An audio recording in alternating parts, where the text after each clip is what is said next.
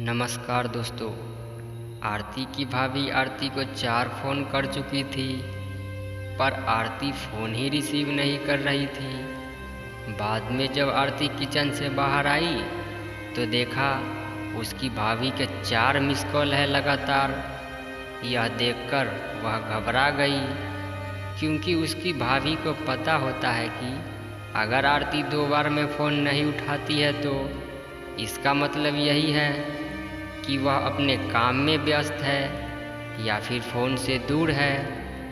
अब आरती का मन घबरा रहा था, क्योंकि भाभी के 4 फ़ोन लगातार आने से उसे टेंशन हो गई थी, क्योंकि आरती की मम्मी की तबीयत इन दिनों ठीक नहीं चल रही थी।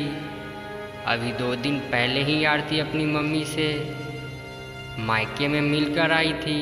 फिर भी आरती ने हिम्मत करते हुए अपनी भाभी को फ़ोन लगाया, और फ़ोन जैसे ही भाभी ने उठाया तो आरती को रोते हुए कहा, दीदी, मम्मी जी हमें छोड़कर चली गई है। रात को अच्छे से सोई थी। सुबह आपके भैया और मैंने खूब उठाने की कोशिश की, पर वह नहीं उठी। तब हमने डॉक्टर साहब को बुलाया। फिर उन्होंने बताया कि मम्मी जी अब नहीं रही। दीदी, आप जल्दी से घर आ जाओ। इतना सुनते ही आरती की आंखों से आंसू बहने लगे। पापा तो पहले ही उसे छोड़कर जा चुके थे, और अब मम्मी भी नहीं रही। आरती तो बिल्कुल बेहाल हो चुकी थी। अब आरती ने रोते रोते यह बात उसने अपने पति को बताई तो सभी ने उसे संभाला और उसे जल्दी से कार में बिठाकर मायके ले गया। आरती जैसे ही अपने घर पहुंची तो अपनी माँ के शरीर को देखकर उससे लिपट गई और खूब रोई। आखिर में सभी ने उसे किसी भी तरह समझाया और माँ का अंतिम संस्कार किया। सारे विधि विधान होने के बाद भी आरती की रुलाई रुकी नहीं रही थी।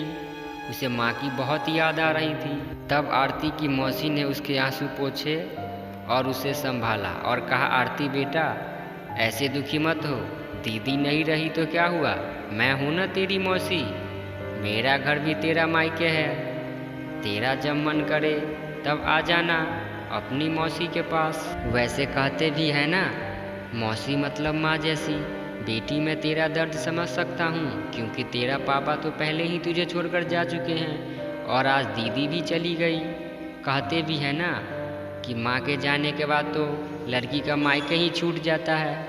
यह भाभी तो बस दुनिया को दिखाने के लिए नाम का रिश्ता होता है, क्योंकि मायका तो माँ से ही होता है ना।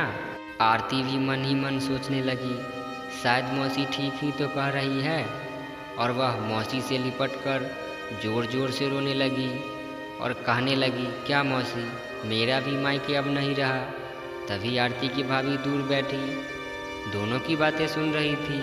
पहले तो भाभी ने आरती को चुप कराया और फिर उसे दिलासा दी। फिर भाभी ने मौसी से कहा कि मौसी जी, आपने ऐसे कैसे कह दिया कि मायका केवल माँ से ही होता है। मैं मानती हूँ कि माँ का स्थान कोई नहीं ले सकता, लेकिन अभी दीदी के भैया भाभी जिंदा है, और जब तक हम हैं दीदी का मायका हमेशा बना रहेगा।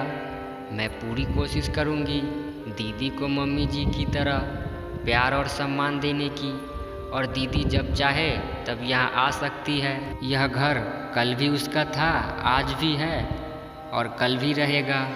मौसी जी, मैं एक बेटी हूँ ना, और मेरा भी मायका है, और मैं अच्छे से जानती हूँ कि हम बेटियों के लिए मायका कितना महत्वपूर्ण होता है। मौसी जी, आप दीदी को अपने घर ज़रूर बुलाइए, पर उन्हें भैया भाभी के प्यार से दूर मत करिए।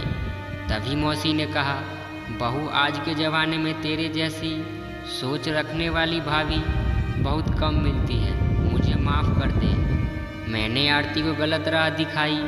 तभी आरती अपनी भाभी के गले लग गई और बोली, भाभी, आज आपने मुझे विश्वास दिला दिया कि भाभी भी माँ के सम्मान होती है, और मैं संतुष्ट हूँ कि जब तक आप और भैया हो, मेरा मायका सदा बना रहेगा। और किसी ने कहा है ना कि भाभी माँ के समान होती है। आज आपने मुझे इस बात का विश्वास भी दिला दिया।